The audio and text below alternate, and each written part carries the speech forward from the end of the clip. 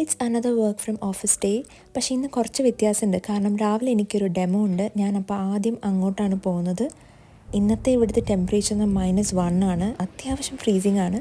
അപ്പോൾ ലണ്ടൻ ബ്രിഡ്ജൊക്കെ എത്തി. അവിടെ വന്നപ്പോൾ നല്ല തിരക്ക്, ട്യൂബിലെ തിരക്കാണ് ഈ കാണുന്നത്. പക്ഷെ നമ്മൾ കറക്റ്റ് ടൈമിലെത്തി. ആദ്യം എൻ്റെ വർക്ക് ഒരു കഫേയിലിരുന്ന് സ്റ്റാർട്ട് ചെയ്തു.